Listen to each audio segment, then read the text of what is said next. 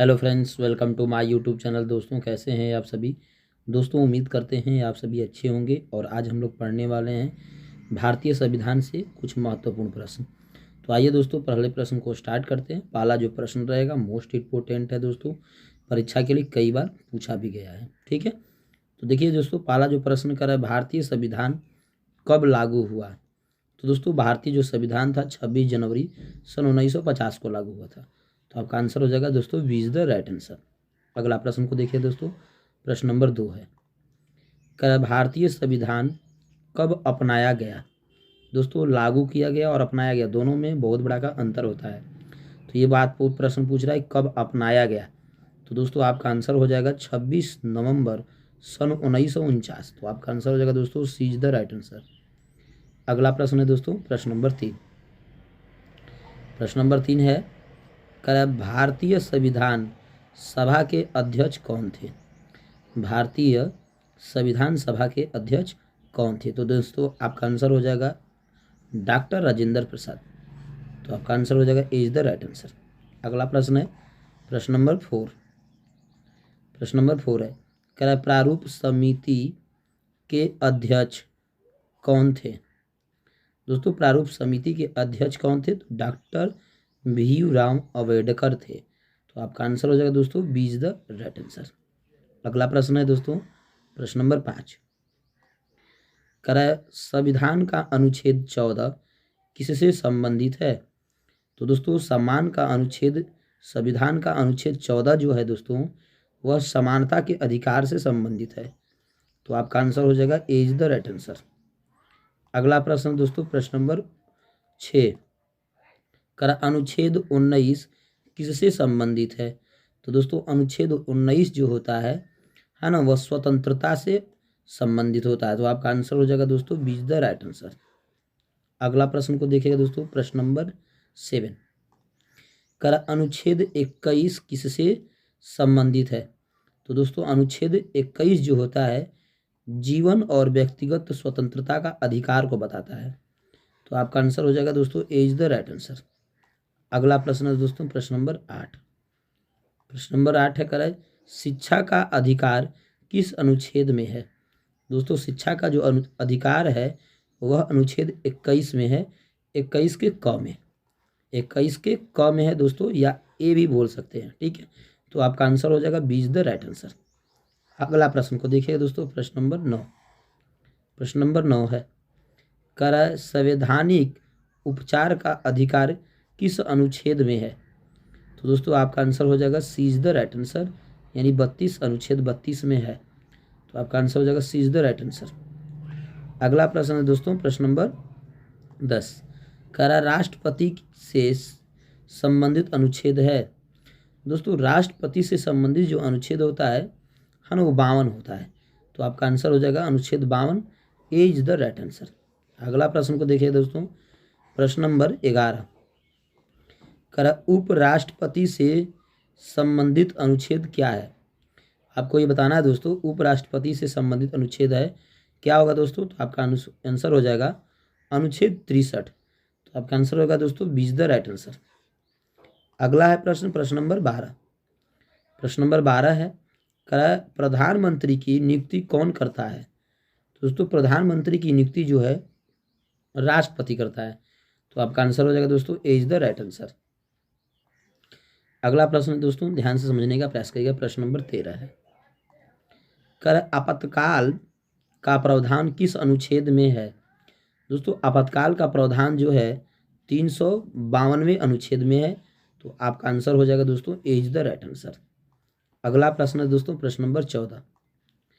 राष्ट्रपति शासन किस अनुच्छेद में है। तो दोस्तों, राष्ट्रपति शासन किस अनुच्छेद में बताया गया है। तो दोस्तों, आपका आंसर हो जाएगा 356वें अनुच्छेद। तो आपका आंसर हो जाएगा दोस्तों B is the right answer.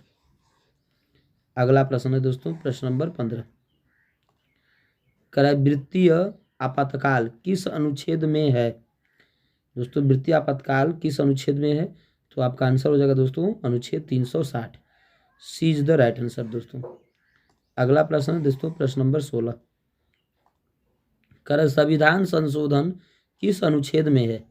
दोस्तों संविधान संशोधन किस अनुच्छेद में है? तो आपका आंसर हो जाएगा दोस्तों 368वें अनुच्छेद। तो आपका आंसर होगा सी इज द राइट आंसर। अगला प्रश्न है दोस्तों प्रश्न नंबर 17। कर संपत्ति का अधिकार अब है। दोस्तों संपत्ति का अधिकार है कानूनी अधिकार है। दोस्तों संपत्ति का अधिकार कानूनी अधिकार है। तो आपका आंसर हो जाएगा B is the right answer. अगला प्रश्न है प्रश्न नंबर दोस्तों 18।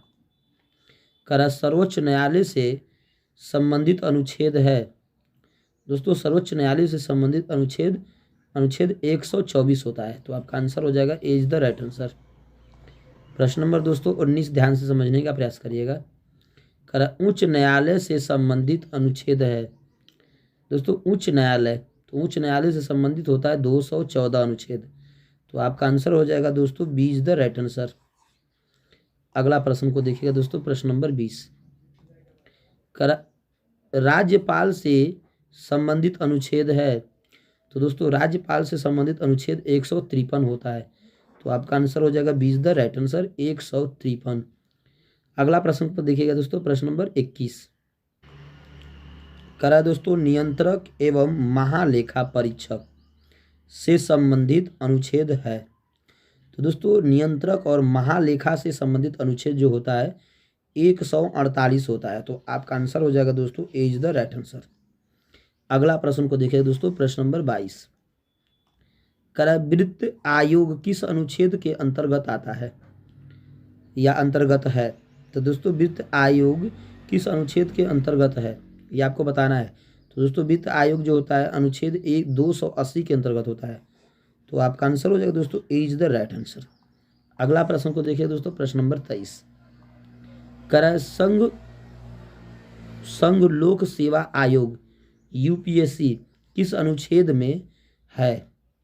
संघ लोक सेवा आयोग यूपीएससी किस अनुच्छेद में है? तो दोस्तों इसका विडंबना किया गया है 315 अनुच्छेद में। तो आपका आंसर हो जाएगा दोस्तों ए इज द राइट आंसर। अगला प्रश्न है दोस्तों प्रश्न नंबर 24। निर्वाचित आयोग किस अनुच्छेद में है? निर्वाचित आयोग किस अनुच्छेद में दोस्तों? तो आपका आंसर हो जाएगा 324 में। आपका आंसर हो जाएगा 324 में। तो आपका आंसर हो जाएगा ए इज द राइट आंसर। अगला प्रश्न है प्रश्न नंबर 25। कर पंचायतों से संबंधित प्रावधान किस अनुच्छेद में है? दोस्तों पंचायतों से संबंधित प्रावधान अनुच्छेद 243 में है। तो आपका आंसर हो जाएगा दोस्तों ए इज द राइट आंसर 243। अगला प्रश्न है दोस्तों प्रश्न नंबर 26। कर नगर पालिका से संबंधित अनुच्छेद है। तो नगर पालिका से संबंधित अनुच्छेद 243 क्यों है? तो आपका आंसर हो जाएगा दोस्तों B is the right answer. प्रश्न नंबर दोस्तों 27। कर मौलिक कर्तव्य किस अनुच्छेद में है? दोस्तों मौलिक कर्तव्य किस अनुच्छेद में है? तो आपका आंसर हो जाएगा दोस्तों है ना अनुच्छेद 51 क या 51 का ए। तो आपका आंसर होगा दोस्तों सी इज द राइट आंसर। अगला प्रश्न को देखिए दोस्तों प्रश्न नंबर 28। कराए नीति निर्देशक तत्व किस भाग में है? तो दोस्तों नीति निर्देशक तत्व जो होता है ना वो भाग नंबर 4 में बताया गया है। तो आपका आंसर हो जाएगा दोस्तों B is the right answer. अगला प्रश्न है दोस्तों प्रश्न नंबर 29। करा नागरिकता से संबंधित अनुच्छेद है। तो दोस्तों नागरिकता से संबंधित अनुच्छेद जो होता है अनुच्छेद 5 से 11 तक आता है। तो आपका आंसर हो जाएगा दोस्तों B is the right answer. अगला प्रश्न है दोस्तों प्रश्न नंबर 30। करा संघ और राज्यों के बीच संबंध किस भाग में है? तो दोस्तों संघ और राज्यों के बीच संबंध किस भाग में है? तो आपका आंसर हो जाएगा दोस्तों भाग नंबर 11 में है। तो आपका आंसर होगा दोस्तों सी इज द राइट आंसर। अगला प्रश्न है दोस्तों प्रश्न नंबर 31। करा भाषा संबंधित प्रावधान किस भाग में है? तो दोस्तों भाषा संबंधित जो प्रावधान है वह भाग 17 में बताया गया है। तो आपका आंसर हो जाएगा दोस्तों सी इज द राइट आंसर। अगला प्रश्न है दोस्तों प्रश्न नंबर 32। करा अनुसूचित जाति आयोग किस अनुच्छेद में है? अनुसूचित जाति आयोग किस अनुच्छेद में है? तो आपका आंसर हो जाएगा दोस्तों अनुच्छेद 338 में। तो आपका आंसर हो जाएगा ए इज द राइट आंसर। अगला प्रश्न प्रश्न नंबर दोस्तों 33। करा अनुसूचित जनजाति आयोग किस अनुच्छेद में है? तो दोस्तों आपका आंसर हो जाएगा 338 क। तो आपका आंसर होगा दोस्तों B is the right answer. अगला प्रश्न है प्रश्न नंबर दोस्तों 34। राष्ट्रीय पिछड़ा वर्ग आयोग किस अनुच्छेद में है? तो राष्ट्रीय पिछड़ा वर्ग आयोग किस अनुच्छेद में है दोस्तों? तो आपका अनुच्छेद हो जाएगा दोस्तों 338 बी। तो आपका आंसर होगा दोस्तों सी इज द राइट आंसर।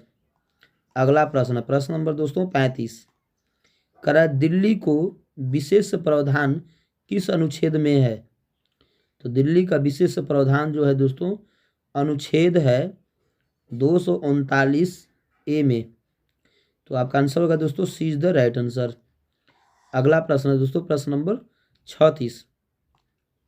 करा जम्मू कश्मीर से संबंधित विशेष प्रावधान किस अनुच्छेद में था? तो जम्मू कश्मीर से संबंधित विशेष प्रावधान किस अनुच्छेद में था दोस्तों? तो अनुच्छेद 370 में था। तो आपका आंसर हो जाएगा दोस्तों सी इज द राइट आंसर 370। अगला प्रश्न है दोस्तों प्रश्न नंबर 37। करा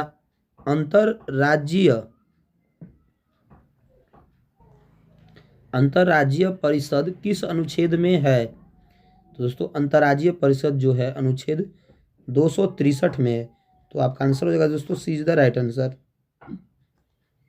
अगला प्रश्न है दोस्तों प्रश्न नंबर 38।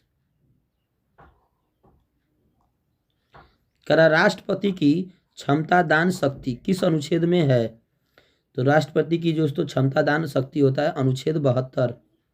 तो आपका आंसर हो जाएगा दोस्तों ए इज द राइट आंसर। अगला प्रश्न है दोस्तों प्रश्न नंबर 39। करा राज्यपाल की क्षमता दान शक्ति किस अनुच्छेद में है? राज्यपाल की क्षमता दान शक्ति किस अनुच्छेद में है? तो आपका आंसर हो जाएगा दोस्तों एक अनुच्छेद 161 में।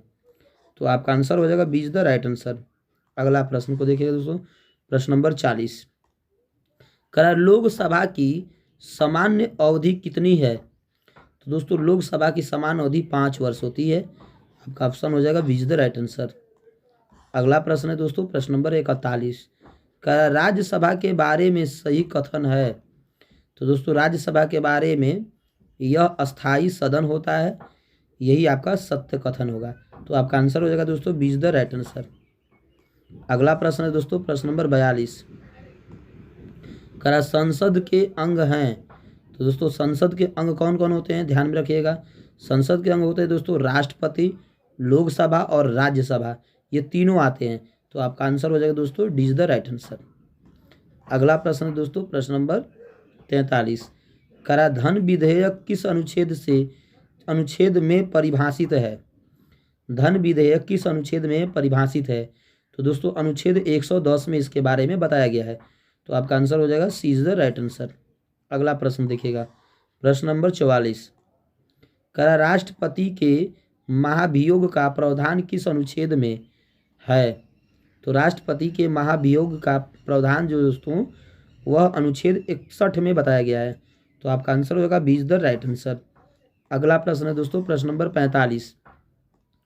करा भारत की प्रस्तावना में समाजवादी और धर्मनिरपेक्ष शब्द किस संशोधन से जोड़े गए हैं? तो दोस्तों आपका आंसर हो जाएगा है ना 42वां संशोधन, 42वां संविधान संशोधन से में जोड़ा गया है। ठीक है, समाजवादी और धर्मनिरपेक्षता को। तो आपका आंसर हो जाएगा दोस्तों ए इज द राइट आंसर। अगला प्रश्न है दोस्तों प्रश्न नंबर 46। करा भारत का शासन स्वरूप है? तो दोस्तों भारत का शासन स्वरूप होता है संघीय। तो आपका आंसर हो जाएगा B is the right answer. अगला प्रश्न है दोस्तों प्रश्न नंबर 47। करा भारत में नागरिकता है? दोस्तों भारत में नागरिकता कैसी है? एकल नागरिकता है। तो आपका आंसर हो जाएगा दोस्तों सी इज द राइट आंसर, एकल नागरिकता। प्रश्न नंबर दोस्तों 48। करा भारत में न्यायपालिका है? भारत में न्यायपालिका है क्या है दोस्तों? स्वतंत्र होते हैं भारत के न्यायपालिका। तो आपका आंसर हो जाएगा दोस्तों सी इज द राइट आंसर, स्वतंत्र। प्रश्न नंबर 49। करा भारतीय संविधान के निर्माण में प्रभाव लिया गया है ना, भारतीय संविधान के निर्माण में प्रभाव लिया गया। तो दोस्तों किसके द्वारा लिया गया है? विभिन्न विदेशों यानी विभिन्न देशों के द्वारा। तो आपका आंसर हो जाएगा दोस्तों D is the right answer. अगला प्रश्न है दोस्तों प्रश्न नंबर 50। प्रश्न नंबर 50 कह रहा है विश्व का सबसे लंबा लिखित संविधान किसका है? विश्व का सबसे लंबा लिखित संविधान है तो किसका होगा दोस्तों? तो आपका आंसर हो जाएगा भारत का। तो आपका आंसर हो जाएगा C is the right answer, Bharat. तो दोस्तों ये आपका 50 प्रश्न कंप्लीट हो गया। उम्मीद करते हैं दोस्तों आप लोग मेरी बातों को अच्छे से समझ गए होंगे। बात समझ में आए दोस्तों एक प्यारा सा लाइक बनता है और इसी तरह का वीडियो देखने के लिए मेरे चैनल को फॉलो कर लीजिएगा। मिलते हैं दोस्तों नेक्स्ट वीडियो में एक नई वीडियो के साथ। जय हिंद।